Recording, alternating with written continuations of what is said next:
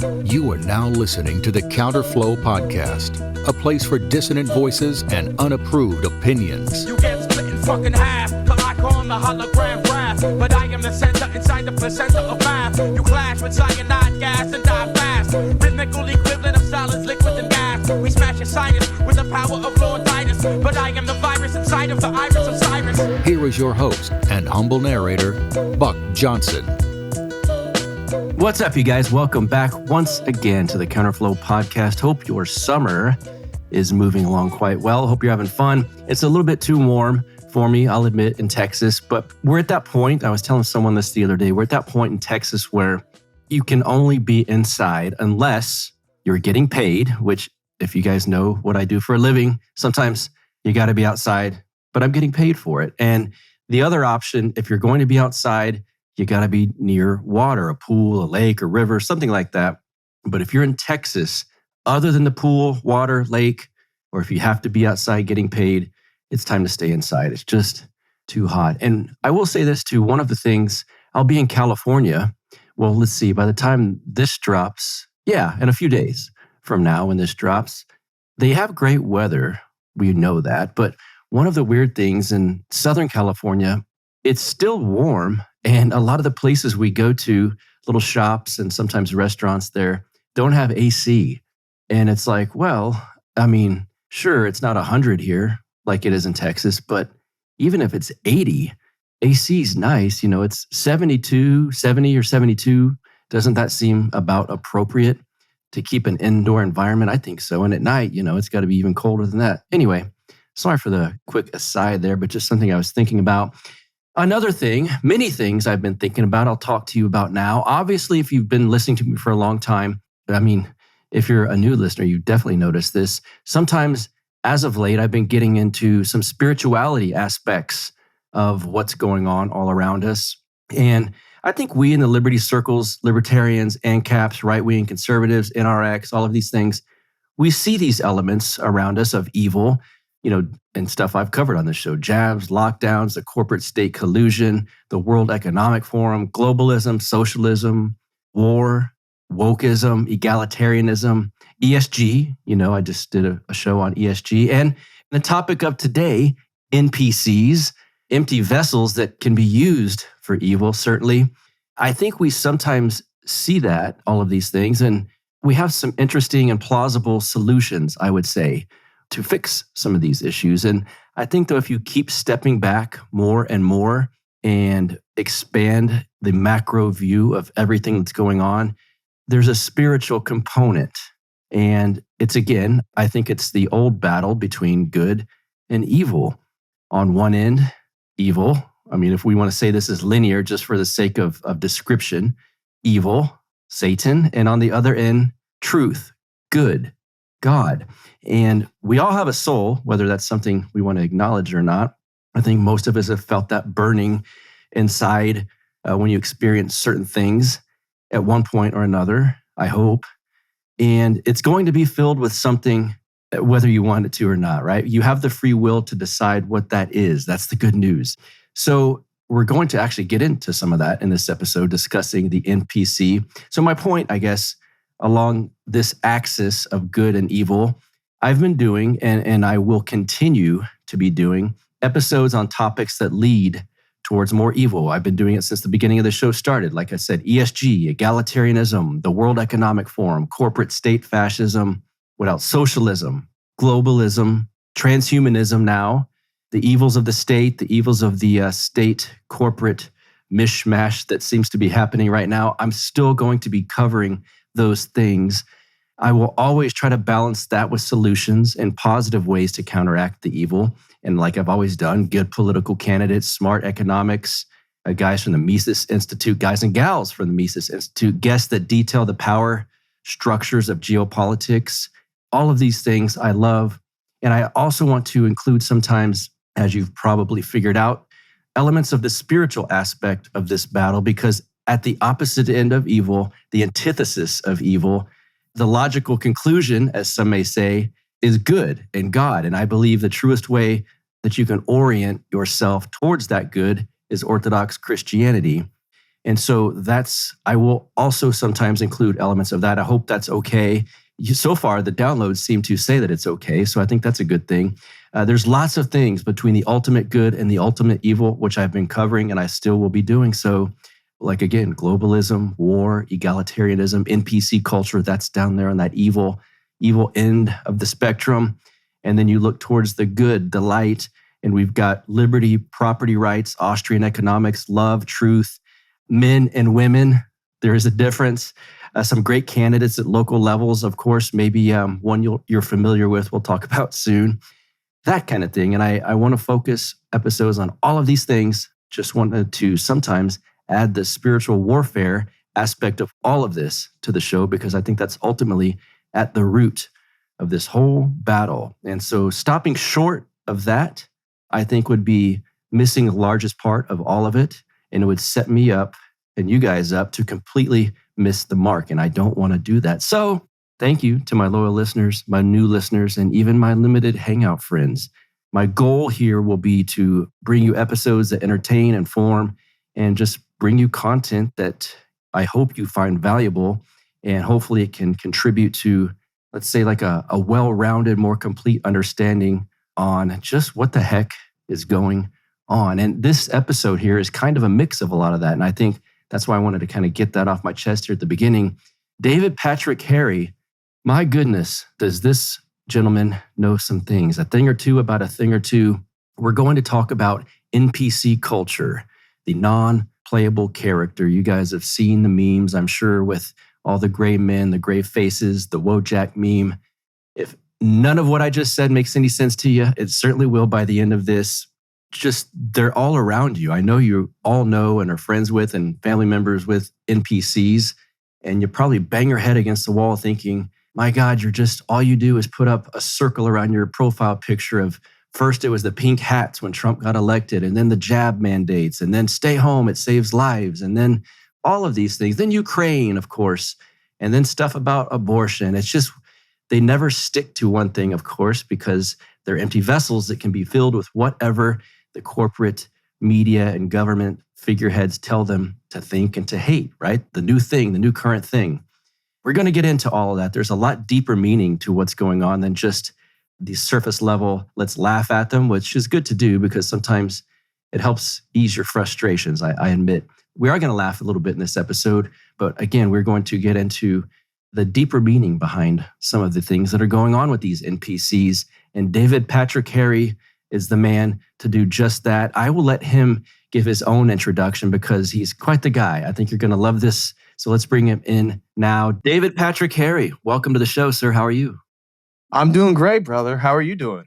I'm good. I'm happy to do this chat. You did this video, and we're going to link to it here in the show notes page, called The Theology of the NPC. And I watch a lot of your things, and I couldn't get enough of it. I've watched it maybe 3 times, 4 times now. And finally I said, I need to reach out to this guy so we can break this down even further. And I want my audience to hear the stuff because it was the NPC thing. I at least want to not only educate people on this stuff because your take on it was really good, but I want people to laugh too because it gets frustrating.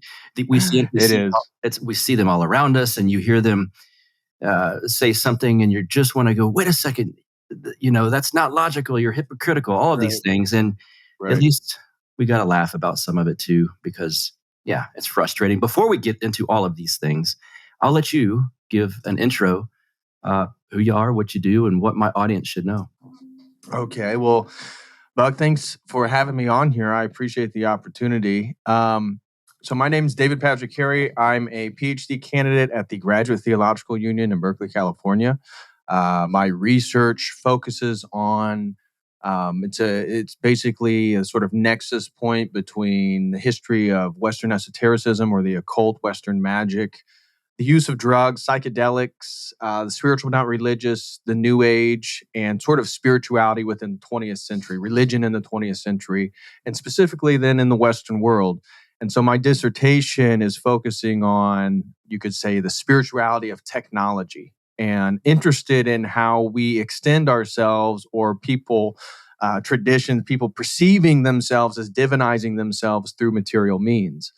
And so this is all part of equating drugs or psychedelics as sort of technologies for transcendence, and how then the history of shamanism leading into the mystery religions, leading into ritualistic magic, leading into the Western esoteric traditions, Aleister Crowley, Aldous Huxley. Then we have the 1960s counterculture, and then looking at how these drugs are intimately tied with Silicon Valley, transhumanism, the idea that we're actually going to merge with these machines themselves. And so I'm looking at the sort of spiritual presupposition of these technologies of transcendence, and that if you are of a perception where drugs and stuff are the means in which you become enlightened, well, you're probably going to be very, very much in favor of this idea of transhumanism and blending with machines, Neuralink, this type of stuff. So that's what I'm interested in, is looking at the sort of mixture of Gnosticism, magic, and then scientific or digital technologies in the 21st century, and what type of worldview or paradigm is that emerging? Father Seraphim Rose must have been an influence on you then, because it sounds, I mean, some of this stuff is kind of a continuation of what he wrote about. Yeah, from like orthodoxy and the religion of the future. Absolutely. Orthodox. So then, in addition to all that academic stuff, I'm actually an Orthodox Christian, and then I have a YouTube channel called Church of the Eternal Logos that basically then deals with basically what my YouTube channel does is it takes logos theology, which is a term to describe the understanding of the second person of the Trinity within Christianity.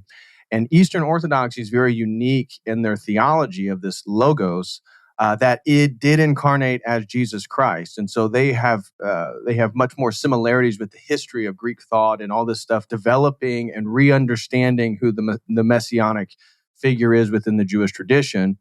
And so basically what I do is I take logos theology of the Eastern Orthodox Church, and then I just look at the world. And so even today's topic, when we look at these NPCs or these non-playable characters, all I'll be doing is basically bringing the lens of perception of orthodoxy and how if that orthodox paradigm is true, how would we look at this concept and how would it make sense?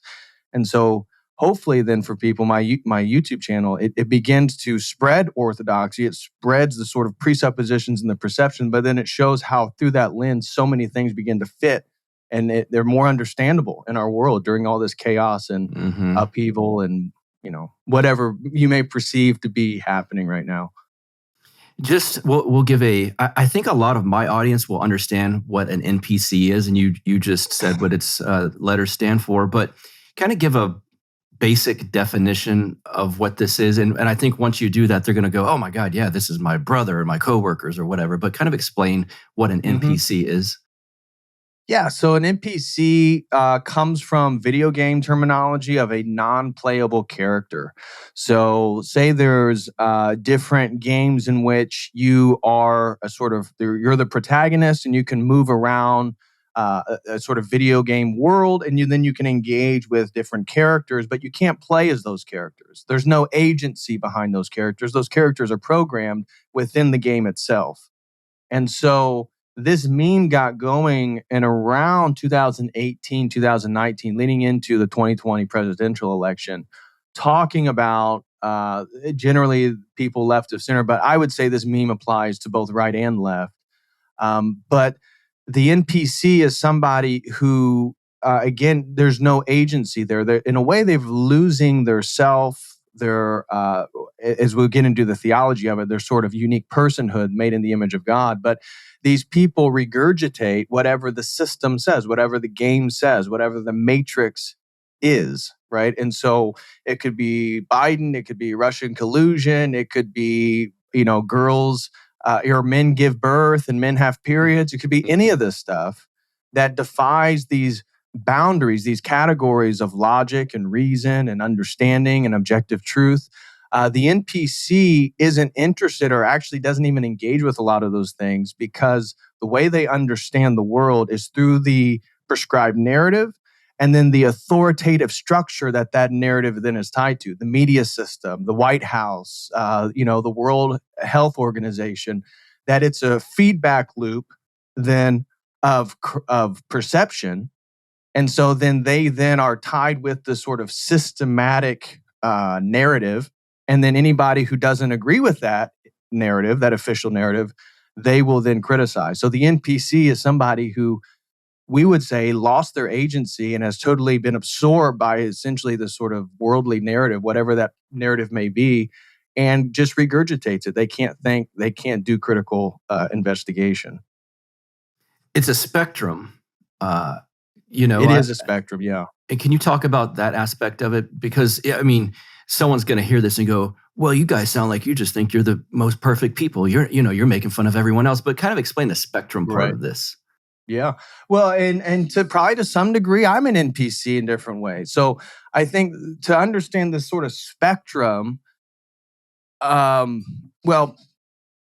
would like to begin the framework. So as we dive deeper into this topic, people at least know the theological frame that I'm approaching it, so it can kind of connect dots and make sense. So in Eastern Orthodox Christianity, so for those of you listening, this is the form of Christianity that was the church for the first millennium. Of course, that fractured after the Great Schism, and we had the Latin West and the Greek East. But that Greek East, or that first original church of the first millennium, the Eastern Orthodox Church, they have a theology that the entire point of Christianity was not the crucifixion per se. That was something that Christ did as a result of the fall. But the creating of the world, the creating of humanity was always for the second person, the logos, this metaphysical. Again, what is the logos? This comes from Greek philosophy, from Heraclitus to Plato to Aristotle to the Stoics. Stoicism was oriented around this concept of logos, that logos is that which orders the world. And so logos is, logic. The root word of logic is logos. Logos is the unifier of all things. It is the metaphysical basis, fundamental reality of the world, of the universe. And so this concept then is who Christians, especially Eastern Orthodox Christians, but all Christians that believe in the Gospel of John, who incarnated as Jesus Christ. We understand that the incarnation was going to happen whether we fell or not. And this was for the purpose of theosis, that we were to become gods by grace. That whether, again, let's say the fall, or however anybody understands that, sort of the entrance of death into this world, that the crucifixion wasn't the point of Christ. The theosis, the fully man and fully God incarnation was the point, of which then he did other things, dying on the cross for our sins, atonement of sins, the substitutional atonement, and then defeating death by definition, because God can't die. So this then, the point of orthodoxy is for us to become gods by grace, and we become gods by grace by engaging with the uncreated energies of God. The uncreated energies are things like rationality, logic, mercy, compassion, truth, love, honor, glory. All these things are actually energies. And so the Orthodox Church would say right now, Buck and I are having a conversation. This is our first time engaging with each other. I'm coming to know who he is. He's coming to know who I am. Not in essence. He doesn't know the essence of who I am. I don't know the essence of who he is. I don't even know if I know the full essence of who I am myself. But he's learning who I am through my energies, the way I move my hands, the way I speak, the way I dress, the way I look. These are energetic properties.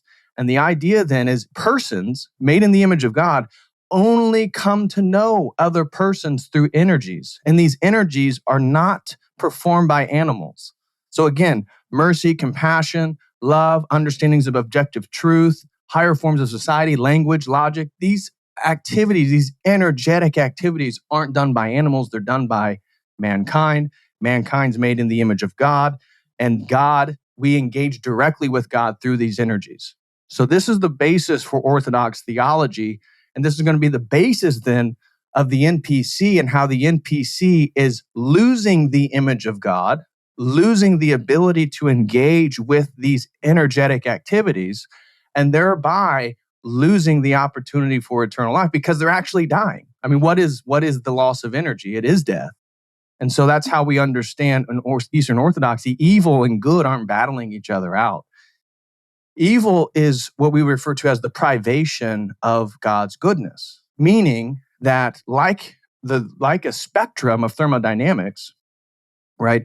Cold is a term we use to describe the absence of thermodynamic energy. Heat. Heat is the only thing that is actually existing. The absence of heat, we have a term for that phenomenon that's called coldness, but coldness doesn't exist. It actually has a negative existence. It only exists in the absence of that which has a positive existence. That's how we understand these energies. Things that are illogical aren't competing with logic. It's a phenomenon that occurs by the absence of God's logical energy. Same with irrationality, same with hate, same with, again, the lack of compassion, the lack of mercy. What these things are, they're not competing. They're the absence of. And so therefore, the only thing that really exists is God's energies. And then we, being made in the image, can, through our free will, choose to engage with those or not. And that's, again, part of being made in the image, is that within Christianity, we don't have the same structure as like an Islamic Allah, in the sense that he is mandated, he's forced to create the moment, forced to create every moment moving forward. Our God does it through free will.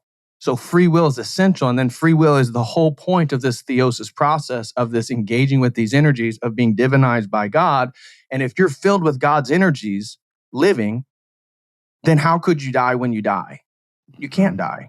You're literally filled with uncreated energies. You're filled with eternal energies. You can only then exist in eternity. And so that is the basis. So now when we get into the spectrum of the NPC, sorry for all that. Excellent. The spectrum of the NPC then is a spectrum from an Eastern Orthodox Christian perspective of how much of these energies we're ultimately engaging in.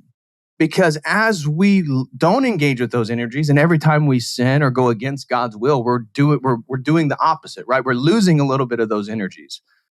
And so we're all on the spectrum of the NPC, of the non-playable character, because the ultimate NPC, the person who's filled with zero of these energies, is going to be irrational, illogical, not loving, not interested in truth, not merciful, not compassionate. And that is the NPC, the ultimate NPC, the archetype of this conversation, that then is synonymous with the system. They are, in the sense, a sort of automaton, a sort of foot soldier for this larger narrative, which, again, as a Christian, then we would understand the spiritual battle, which then the evil one, Satan, is at the top of this pyramid, trying to get people to lose the image of God in them, which is what's unique about mankind as opposed to the angels and other things. They engage in some of these faculties, but we believe God became a man. He didn't become an angel. He didn't become a lion. He became a man. So divinity and mankind are inextricably linked in a way that no other form of creation is. So that's the sort of spectrum. We're all on it. But the more we engage in lies, the more we believe propaganda, right? Truth and falsehood. Again, if truth is an energy, it can't reside in the same space of that which is not true, because it takes up space, energy. So as we believe things that aren't true, we're literally not allowing God's uncreated energy of truth itself to reside in us. And that is a death process. That is a sinful process. That is a process that is killing us, both in real time, but spiritually. And when we do die, that's why we're ultimately going to die for eternity. There's a breaking of the brain aspect to this that I've heard you say, and I want to get into that, because it's almost, when I heard you first discuss this, I was picturing like a regime propaganda boot camp for the breaking of the brain, because like in boot camp in the military, they try to break you down so they can control you. Right. And so there's this like breaking down of the brain, and because we look at it and you know, it's frustrating, and it's like, wait a second, you're being a hypocrite. You're saying my body, my choice in regards to abortion, but you didn't say that with the jab. Wait a second, right. And it's like that it's meant to break the brain. And it's like, once they break your brain, you just kind of plug into, put your recharger in or something to CNN, the New York Times, update your operating system here, start repeating the regime talking points, put the latest cause on your profile picture, and you're all set. You're set to go. Yeah, exactly. Can you kind of discuss that aspect of this? It's just this breaking of the brain. Yeah. So the breaking of the brain is synonymous with any sort of mental programming. It's trauma-induced programming. They've done so much research on this. But then when we start looking at the COOF, when we look at double speak, look at 1984, read The Brave New World. Like, it describes this sort of totalitarian force, which again I believe is ultimately part of this sort of spiritual warfare that is ultimately leading. It's part of the eschaton. It's part of history itself. Are we in the end times? I don't know. But we're certainly closer today than we were yesterday. That's a fact. And so this breaking of the brain is is the gaslighting, for example. We've seen this with the jab and the efficacy of all this stuff. A gaslighting process is part of breaking one's psyche, breaking one's brain, breaking one's ability to even rely on their own senses.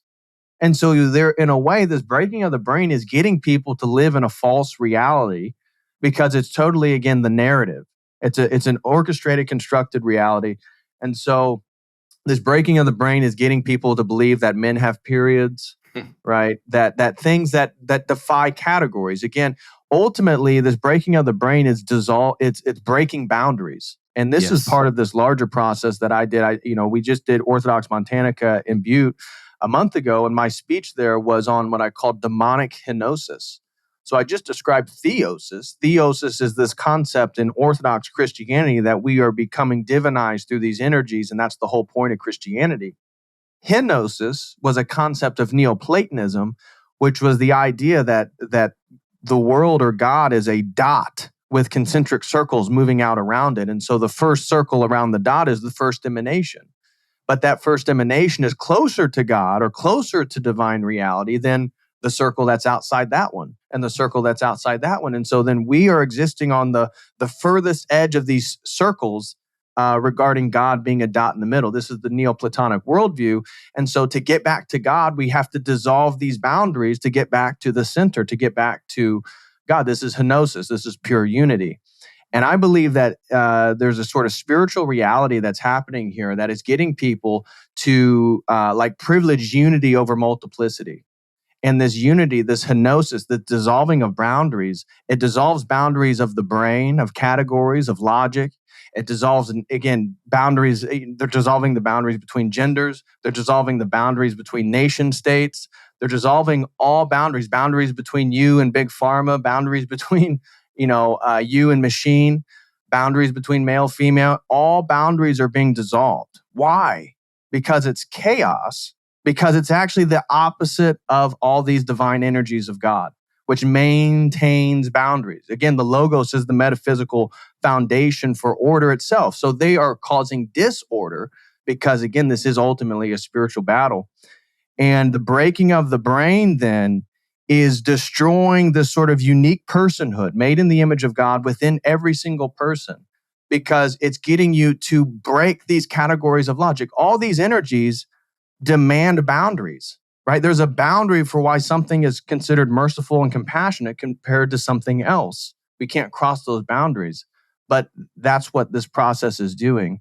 And so the NPC then, the broken brain, they can't help but engage with whatever as you said, get plugged into the official narrative, because that is their source of their own authority. That is their own validation for their self-worth. That's why these people, the NPCs, keep getting failing upwards, right? They fail, they're not competent, yet at the same time, they get promoted. Because again, theologically speaking, Satan can't create.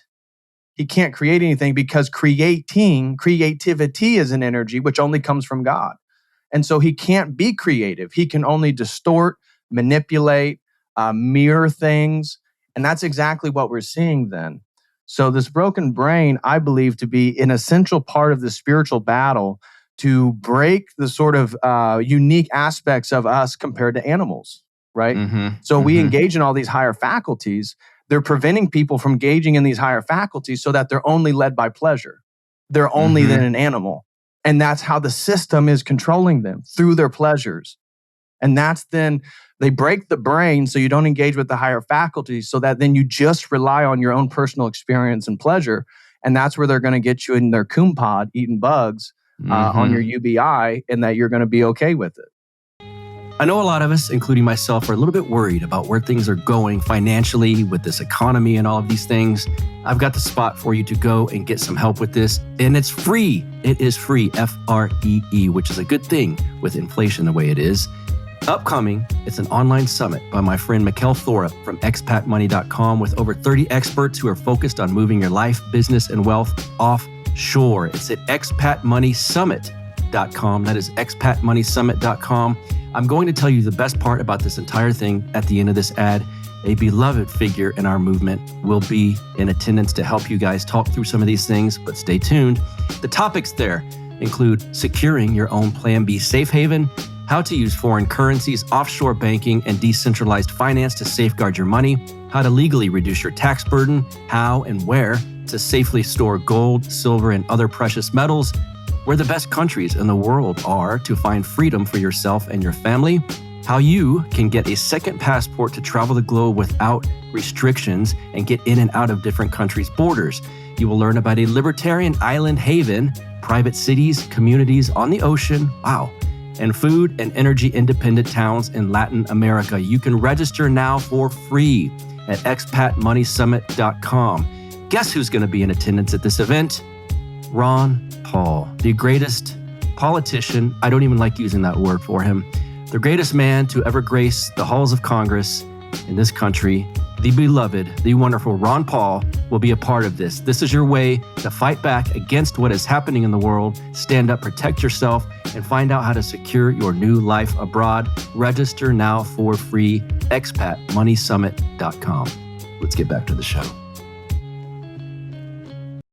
There seems to be a touch maybe of self-worship involved in it, and so much, and you mentioned like the pleasure-seeking thing, because I think there's some kind of dopamine hit you get maybe being accepted by the majority. It's this fake unity thing. And again, it's just like, plug in, get your messaging. Okay, I'm part of the group now. And I think, do you see a self-worship aspect to this? Basically just whatever makes me feel good in the moment. This is about me. And it's this weird dichotomy of this is about me, so I can belong to the herd, kind of. Yeah.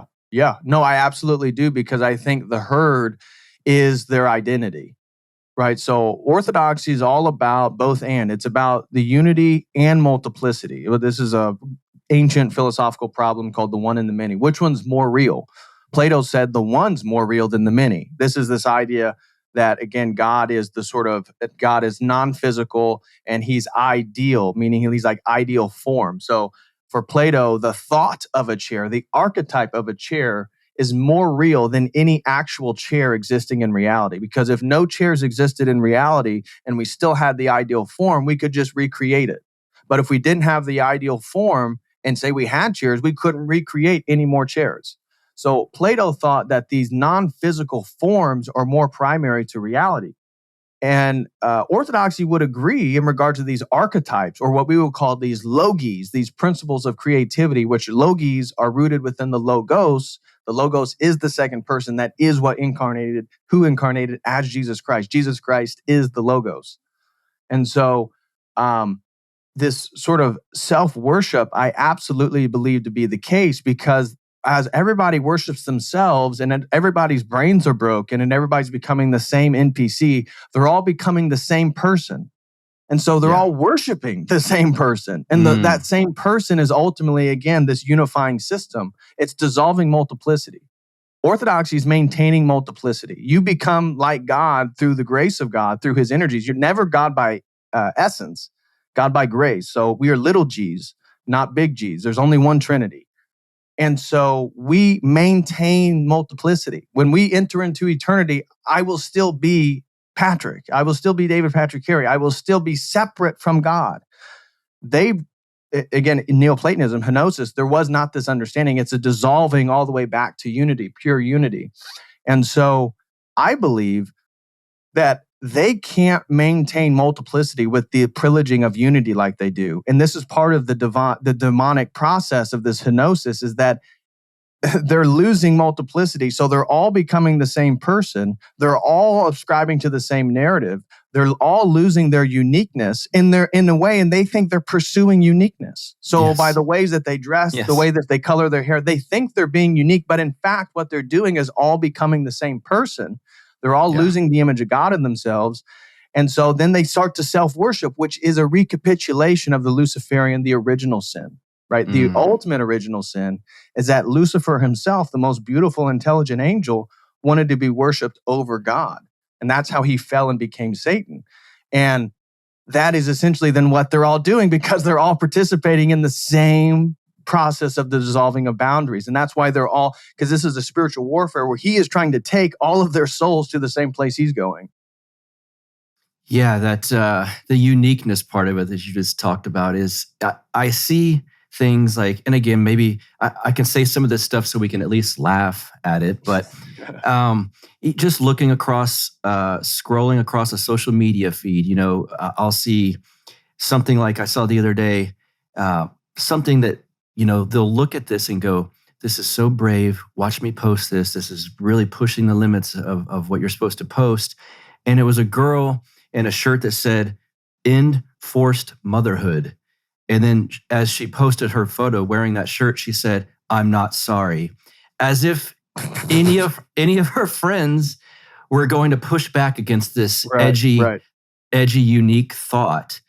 And it's just interesting to see. This is like this level of faux bravery. Like, watch me, I'm really pushing them. Had she put on a shirt that said pro-life, that's would have actually been the edgy, scary thing. And say, "I'm not sorry." The pushback she would get from that, she especially if she hashtagged it, it would be blown up. Yeah, and it's funny to have this faux bravery and watch this, but everyone's just going to agree with what you say. It's a strange thing. And I courage and bravery are one of those energies of God. So I think as they're losing the image of God, they can't engage in actual courage. Mm-hmm. And so they have these sort of, it's an inversion, right? I mean, this is a demonic inversion of Christianity ultimately. And so it's a false form of courage, just like their social justice is a false form of justice. Right. Just like their compassion for, trans kids being able to get their, reassignment surgery. That's a false form of compassion. Yes. It's everything's like a false form of, again, all these energies that they can no longer actually engage in. I'm so glad you said that word, inversion. I spoke with Father Turbo last week, and I brought this up, and it's a theme I want to touch on in many episodes. I told him I look around, and it's not just that I see things that aren't true. I see things that it's the inverse of truth. And they're saying, like, "Hey, no, this is reality. This is logic." It's like, it's not only not real or not logical, it's the inverse of it. Right. And I'm starting to think that's by design. Yes. Well, that's part of that breaking of the brain. And that's part of again, the demonic reality that we're moving in as we move closer to the end times, and whenever that would be, or whatever that's going to look like. It's only going to become more irrational and more illogical. And they're going to dissolve these boundaries more and more and more. So it has to be, because Satan and those that participate can't ultimately create. They can only reproduce. I mean, look at Hollywood, right? The lack of creativity. They reproduce the same movies over and over, now with their own social justice, agenda inside the remaking of these movies. Why? Because they actually can't create. Like, true creativity is inspired by God, whether it's a Christian form of creativity or not.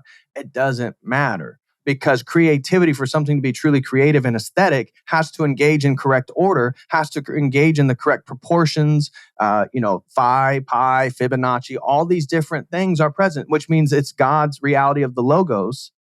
It's the word of God. It's the logos, it's the primordial sound vibration that then all that stuff's engaging with. So anything that is beautiful, anything that is truly creative, it's still in relationship to this logos.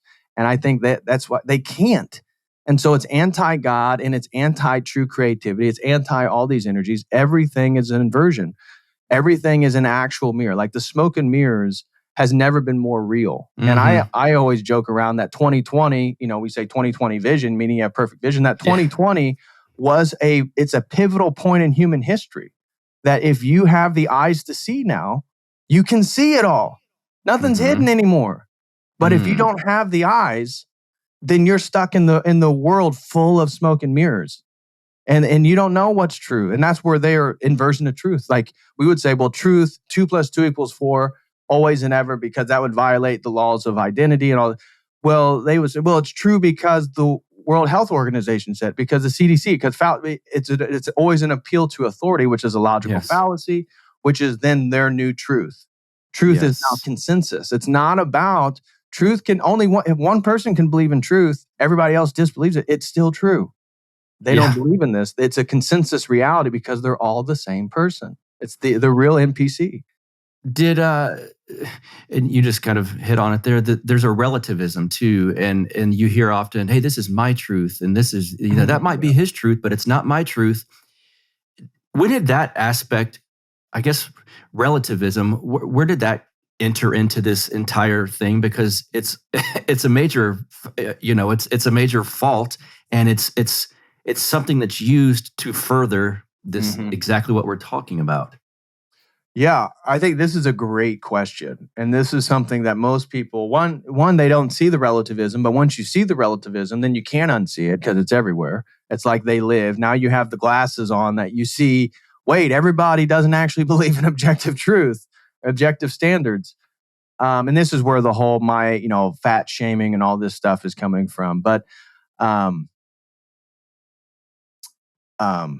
regards to the relativism, it really is part of the history of ideas themselves, intellectual history.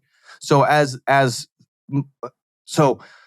major pivotal points, obviously we have Christianity, we have Christ, and we don't do philosophy for 1,000 years. We only do theology. We're only doing orthodox theology for 1,000 years. Then we have the Great Schism, and the Catholic Church starts to develop these institutions, what are called scholasticism, where they're engaging in sort of rational understandings of different phenomena. So this process is what literally leads into eventual philosophy, leads into the university structure itself. It was the scholastic institutions. And so from there, we eventually get the Enlightenment. And the Enlightenment was a radical transformation of that we no longer believe that God was the precondition for understanding itself. And scholasticism, due to its privileging of rationality, led to this process where now we can come to know the world purely through our own reason and purely through the observation of nature. This then leads to Kant, Immanuel Kant, and his famous noumena distinction. So Kant then, there's basically two general trajectories of philosophy. There's Platonic, the Platonic basis of a priori presupposition. So Plato believed in a priori categories, and then we deduced philosophy and knowledge from there. Aristotle believed in induction. So we begin with the observation of nature and the world, and then we move to higher principles there. So it's two total different ways to go to knowledge. Aristotle begins with the immediate to the universal. Plato starts with the universal to the immediate. These two then strains of philosophy are continued. Kant then basically undermines both of them by saying that we don't actually know the world in and of itself.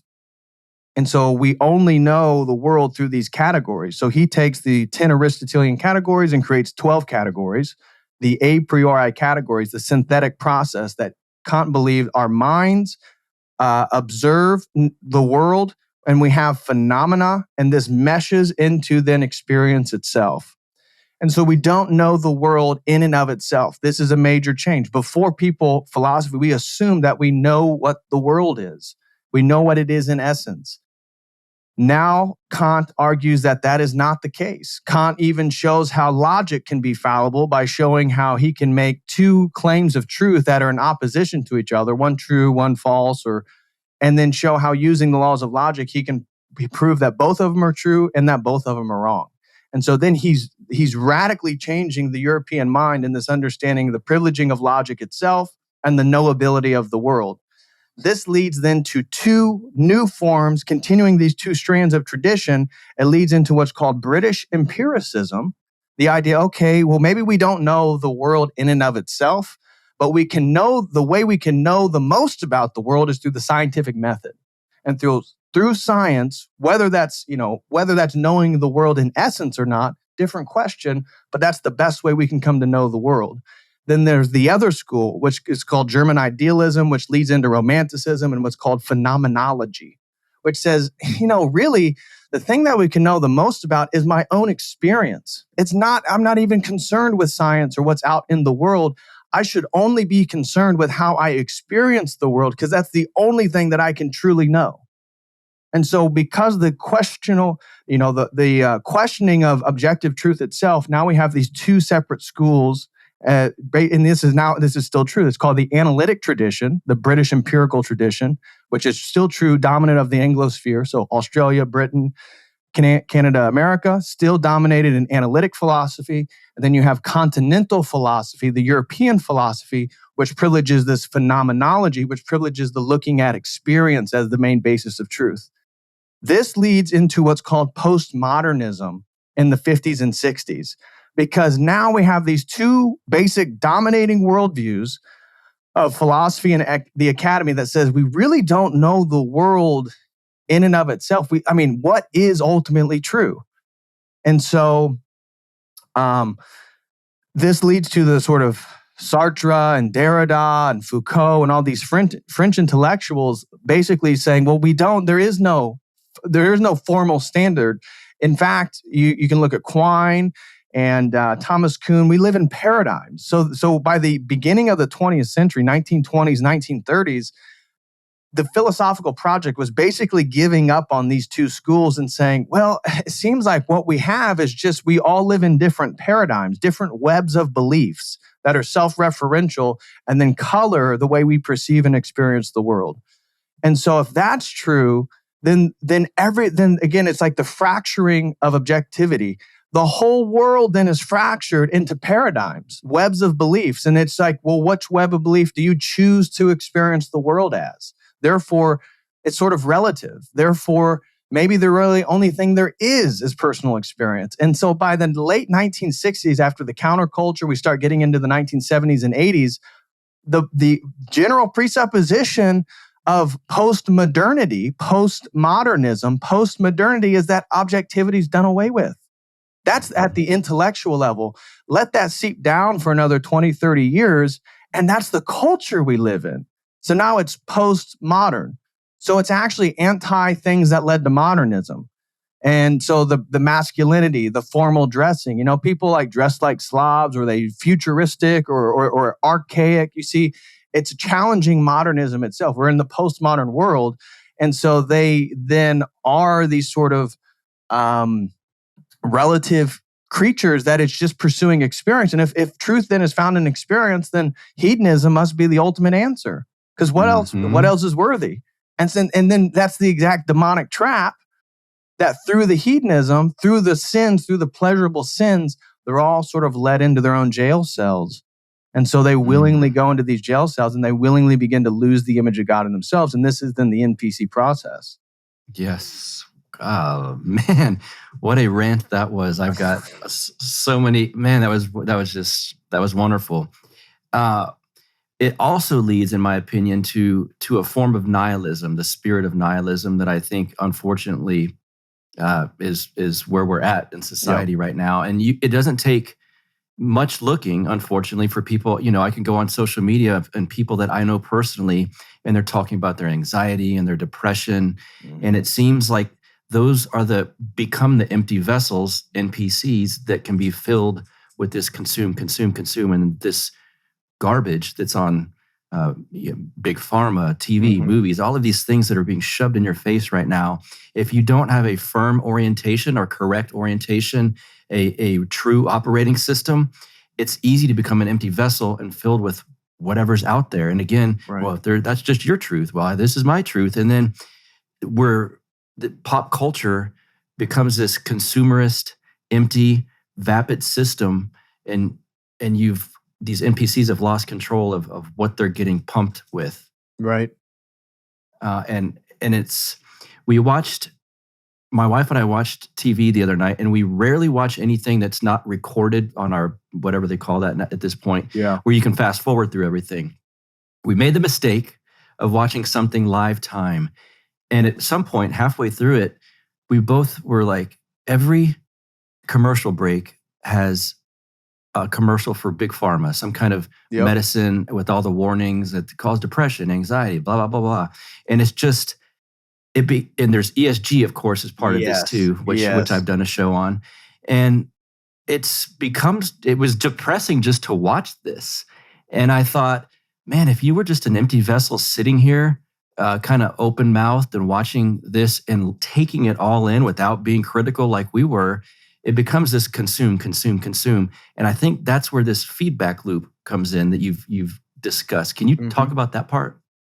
Yeah, well, in regards to the sort of being filled, I think it's an inversion of the way that we're filled with the energies of God, right? So in Orthodoxy, we always talk about being the brides. Whether you're male or female, you're the bride to the bridegroom of Christ.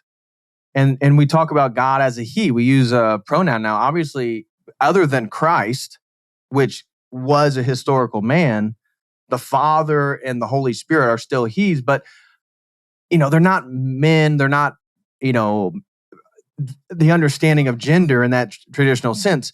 The reason God is he in an Orthodox understanding is God's penetrating us. This is, you want to be, rude. It's a sort of sexual metaphor, but it's through these energies. We're penetrated by the energies of God to unify with God. This is, again, theosis. This is the whole reason for Orthodoxy, for Christianity.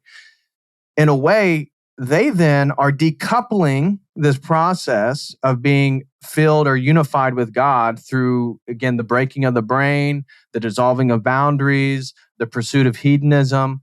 And so then these people are in a way becoming an empty vessel, right? The energies of God aren't inside of them. It has to be filled with something. And so then they become penetrated by a demonic system that is ultimately going to lead them to death. And I think when you look at, various medical practices that were advocated for in the last 2 years, we can see the people who allowed themselves to be penetrated by that narrative actually were running towards death. In their fear to die, which was again over exaggerated, more people are going to die from that which they thought was going to cure them. Because why? It only took a little bit of critical thinking. It only took a little bit of diving in. It only took a little bit of questioning, and they couldn't do it. And so this being penetrated by the nonsense, by the corporations, by the companies, I think people on average are in reality experiencing the world at a lesser level because they're not using these categories. They're not using their minds. They're not when they're moving through the world. It is like a purely physical, emotional, hedonistic reality. Eventually, once they get to their point, because we're all sort of we're either moving, every day we're moving in one direction. We're either moving towards God or away from God. And as we move away from God, we become dumber and duller and denser. And so, and more dead. That's the whole point. And so that's what I see happening. They are death in a way. They're choosing death. And they're being filled by then propaganda that resonates with, in a way, it feels good to them. I wouldn't be surprised if for the total NPC, it actually feels good because it doesn't conflict, right? Everything's like it's like a magical spell. And I've talked about this, the entirety of the web of narratives. It's like a magical spell. And so they living in a magical world of mirrors where everything is self-referential. And so, you got to not eat meat because climate change, and climate change because oil, and oil because and then it just goes back to this mirrored reality where everything has its own answer and it's fulfilled. But if you begin to question that, you see through that. But they can't, and they don't want to, because that then gives them their identity. My identity comes from the fact that I'm made in the image of God. The NPC's identity comes from their sexual orientation. It comes from what type of brands they like to consume. I like to wear Supreme. It's like, that's the NPC. I don't wear brands specifically for that purpose. I'm not a billboard, and I don't want to be associated with any company. So I see the NPC is that is their identity because they've lost the image of God, which is our ultimate identity. And so they're then, in a way, penetrated, and I mean it in a sort of sexual metaphor, raped by the system to kill them. This spiritual, not religious, that you research this kind of thing, that's always appealing in an NPC kind of way, because I've talked about it a little bit. Father Turbo and I spoke about it a little bit last week.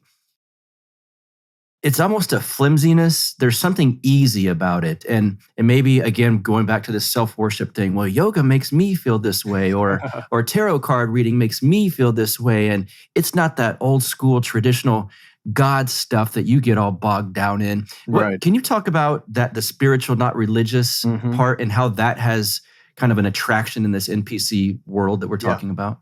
Well, I think first to be noted is that it's the largest religious denomination in the United States.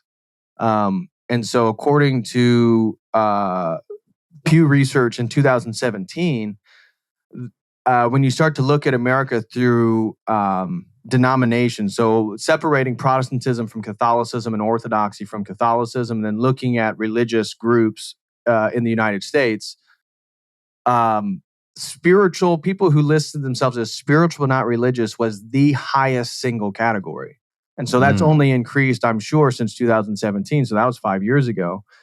And that in the 17 study was probably in 16. But the idea is that these people, and I think it's due to relativism, and it's due to a Western culture of consumerism, that people can go into the spiritual supermarket and they can, like, a la carte choose aspects of spiritual traditions and practices that they like to then reify themselves. The spiritual, not religious, tend to not focus so much on, again, logical consistency, apologetics per se. Their appeal usually is on experience. And so whether it be psychedelics, which is what my past was big into, it could be sexual experiences. It could be traveling and going to different places, going to different temples and religions and all this stuff. But the spiritual, not religious, it's the basic presupposition is that we are now enlightened modern or postmodern people, right? We're postmodern now. So we don't align to any one paradigm. Why would we do that? That'd be stupid. That would be like suicidal from their point of view. Why would I align with one paradigm when, again, everybody knows that all paradigms are basically equal at this point, and it's an aesthetic choice, right? How do you want to live your life? It's an aesthetic choice. It's a pleasurable choice now. They would see themselves as sort of the frontier's edge of religious development, religious evolution, and that they then are sort of wandering the abyss and putting all these different practices together and seeing what works and what doesn't work.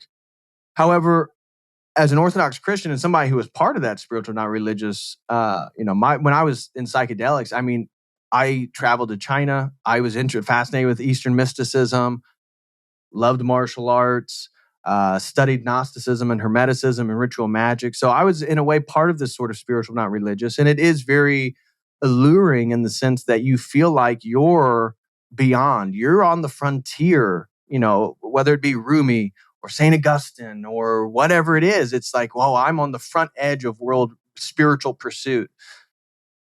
But there's no emphasis on ethics and morality typically, right? You'll hear things. And so you could take somebody like a Terence McKenna, for example, a psychonaut, that was sort of that spiritual, not religious.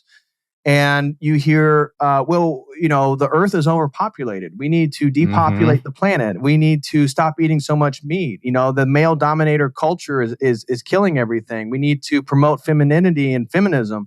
We need to worship the goddess. Well, interestingly, once you start diving into the spiritual, not religious worldview, it is entirely in opposition to what Derrida in 1950s and 60s called foul logocentrism.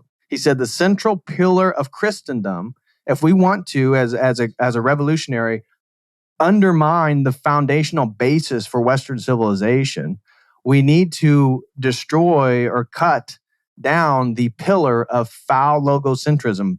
Phallic, meaning the privileging of masculinity, traditional masculinity, privileging then logos, this concept of order and proportion and metaphysics and understanding, and making that then the center of the world. Centrism then is about how we're always trying to get to the bullseye. This is a presupposition, right? And that's why the fringes of society, right? That's why they're focused on decentering.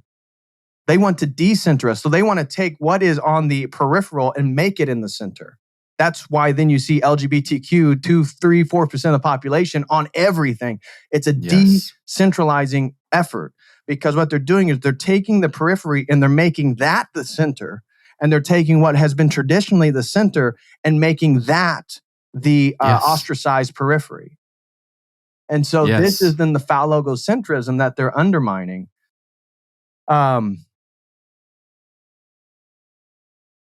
I forget. I was going somewhere. What was the original question? We were talking about the phallogocentrism and. Well, now I have so many more places to go with this, but you actually kind of were headed towards an area that I wanted to go anyway. You talked about, just in this actual rant you just had, promote femininity. And that seems to be all around us. And to make a point to what you just said about pushing the fringes to the center and the center to the fringes, which is why at this point being an Orthodox Christian is punk rock. And it is. It's the ultimate counterculture. Yeah, and being putting on a drag show in a restaurant is about as lame and mainstream as you can get at this point. Right. Strangely enough, and I still see that again, back to what I said earlier about, I'm a real edgy person and all this. I'll see an advertisement for a drag show or something, and they're pretending that this is such a wild breakthrough or something. And it's like, dude, parents go to this crap now. I mean, it's lame.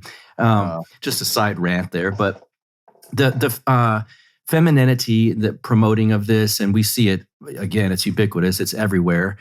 And the lack of masculinity is starting to be something that's extremely noticeable. And I think mainstream people are starting to notice this and look around, because when I've done a few episodes on this in the past, these are some of my most downloaded episodes, which is good. Wow. Can you talk about the problem with this and the lack of masculinity? And it's almost easier, I think, because you see these beta male, feminized young teenagers and guys in their 20s. I mean, it doesn't take any effort to just be soft and feminine and sit around and smoke pot till your breasts, attempt to grow like a female's. Yeah. It's really easy. And you want to be pro lockdown and sit there and eat bugs and all of this stuff. Well, that's pretty easy life, and it takes no effort. In the long run, like not working out it's going to be detrimental to you. But in the short term, it's again that hedonism. It feeds your quick pleasure points, your quick dopamine hits, these little short ones. And it's also feeding your anxiety and depression, which is what we also see. But talk about the lack of masculinity. Yeah, so as I said, the sort of phallogocentrism, the first part is the phallic privileging. And so just because Christianity and the Abrahamic tradition, generally speaking, privilege the masculine principle, doesn't mean they're anti-woman. In fact, I would argue it's more pro-traditional femininity, because the metaphor I tend to use is that men are the castle walls and women and children are the jewels and the valuables that are within the castle. And so men define boundaries. So it gets back to this boundary dissolution process. And as men participate in the dissolution of boundaries, they are by definition feminized, because men always defended boundaries, the boundary of the family, the boundary of the town, the boundary of the country, right? We then go and we engage in conflict to define and maintain boundaries in a lot of different ways. And so men define boundaries. The fact that we're living in a world and a Western culture and society that is continually dissolving boundaries, this is a feminizing process. And for women, that's a good thing. in the metaphor of this castle wall, if men, traditional men, are the walls and maintain the castle, maintain the structure, maintain the tradition, women can be can lack boundaries in a way within the castle walls because the men maintain the order. And so the women can do things and be things that the men can't, and they can feel safe and protected. So they can be mothers, they can be more emotional, they can be in different ways. What we see here now is we're seeing women become more like men and men becoming more like women, which is again the dissolution of boundaries. And all the castle walls then are falling down. The loot, they're going in there, they're looting the women and the children. And what I mean by that is they're having transgender men compete with women in college sports, and they're sexualizing your kids. That's the walls. The castle walls aren't there anymore. So evil is now competing with your daughter, making sure that she can't, play sports or feel comfortable in her own restroom, rapes and stuff going up, prisons, all the, the transgenders they're putting in prison that are then raping the other female inmates, and it's a man. So total inversion there. They're coming for the women as loot. And then the ultimate prize, Christ says the children are closest to him. That children, when children die before, and we don't know this, everybody's different. So I'm not a Catholic or Protestant saying the age of reason is 7 or 12. I don't know. But certainly in everybody's development, there's a point in which they become more conscientious of themselves. And now they're going to be accountable for their sins. If you die before that point, children go to heaven. They're not. So Christ always said the children are closest to him. So then when we start looking at a culture of death, abortion, sexual sterility, anti-life, basically everything, we're looking at this sort of culture that's coming to sexualize your kids and basically rape and destroy your women. And that's exactly what they're doing. And they're doing it through also getting women to become whores, getting women to engage in OnlyFans, getting women to then, again, identify themselves with their sexuality, which is part of, remember that NPC program. My identity comes from God. A female, the Theotokos, her identity comes from God. All of our identities come from God. When our identities don't start coming from God, they start coming to the ways we pleasure ourselves, our sins. And so that's what then these women are. The fake breasts, the fake butts, the Instagram stuff.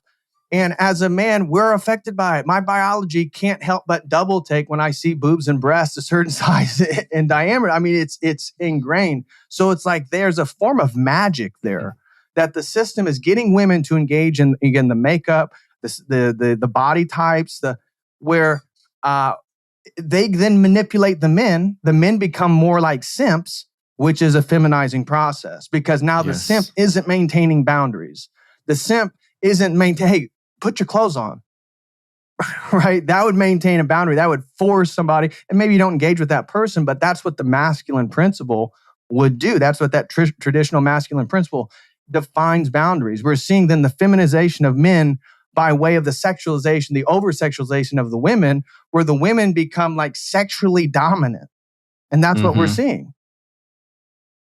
And so it's like this cultural process where the men become feminized, the women become masculinized, and at the same time, the men become feminized through like sexual desire, sexual temptation. But then they're low quality men. They can't get those women because now the sexual dynamics are so skewed that 80% of the women want 20% of the men. Those 20% of the men don't want those 80% of the women. And those 80% of the women aren't willing to be with the men that are actually on their level. Historically speaking, the blue-haired purple chick that's overweight would be married to, the overweight kind of lazy truck driver guy. They would actually be together because they're kind of the same person. But now with the dynamics totally skewed, she doesn't want to be with the guy that's the truck driver, and she views herself as worth more than what she really is. It's totally altered society. Men then you see homosexuality. One, it's pushed through all the media sources, but all these young men, confused as heck, aren't engaging in logic, losing the image of God in themselves. They don't know what's going on. They're unhappy. They can't get with a woman. And so then they start getting with men. And so then when we see the rise of male homosexuality, I mean, been on a consistent rise since the 60s.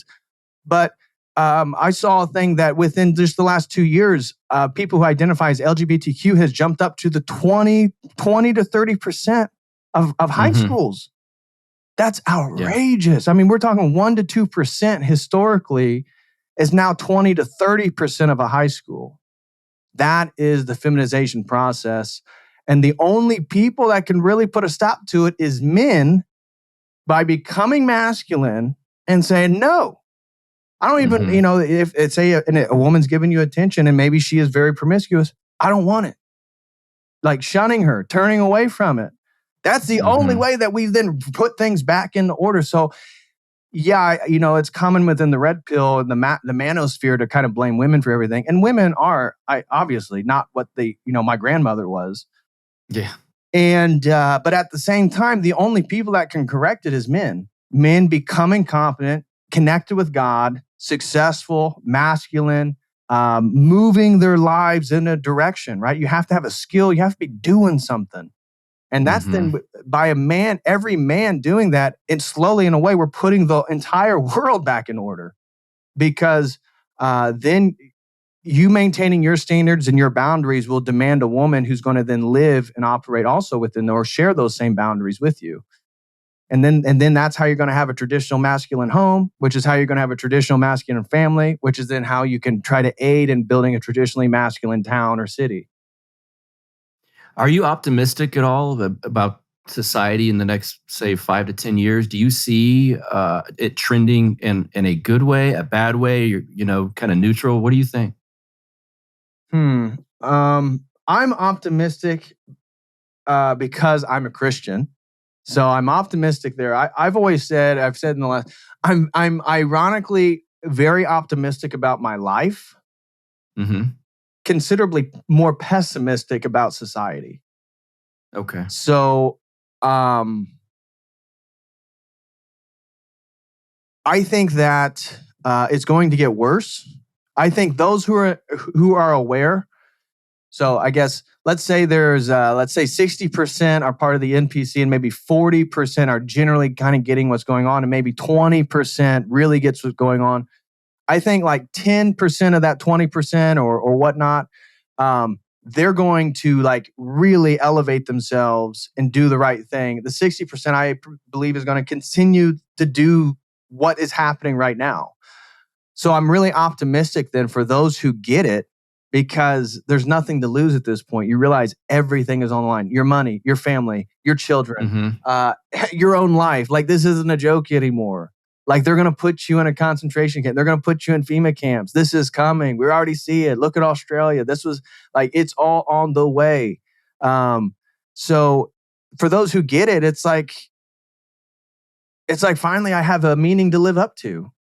It's like, now I got if you're a man, it's like if you get it, there should be no reason for you to feel like you don't have a purpose.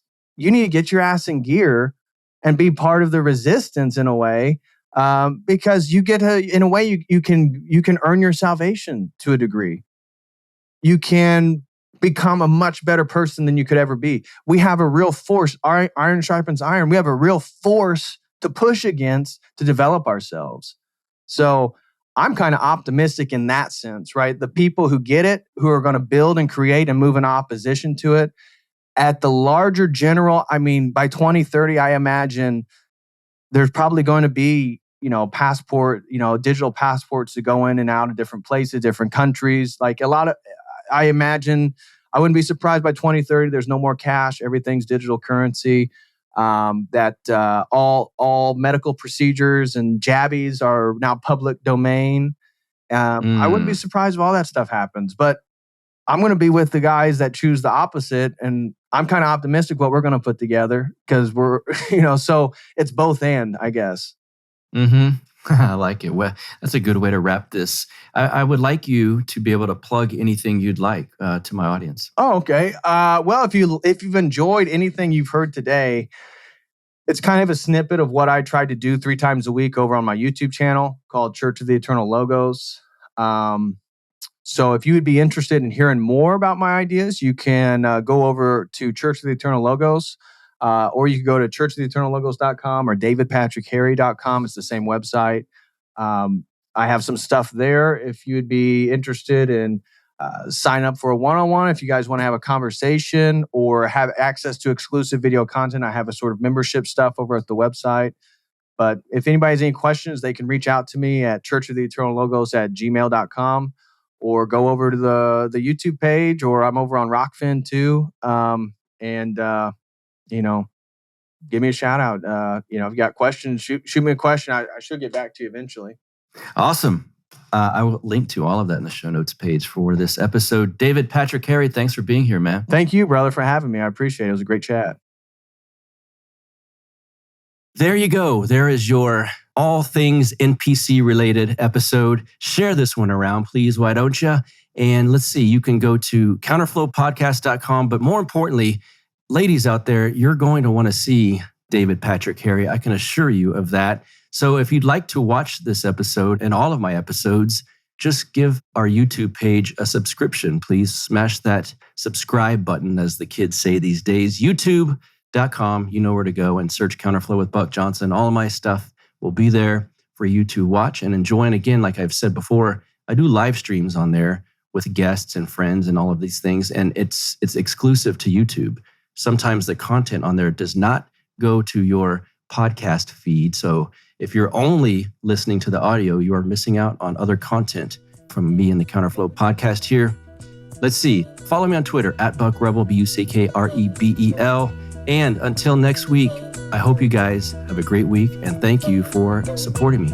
We'll talk soon. You get split in fucking half, the icon, the hologram graph. But I am the center inside the placenta of math. You clash with cyanide gas and die fast. Rhythmical equivalent of solids, liquid and gas. We smash your sinus with the power of Lord Titus. But I am the virus inside of the iris of Cyrus. Like the sound of the Counterflow podcast? Our audio production is provided by Podsworth Media. Check them out at podsworth.com.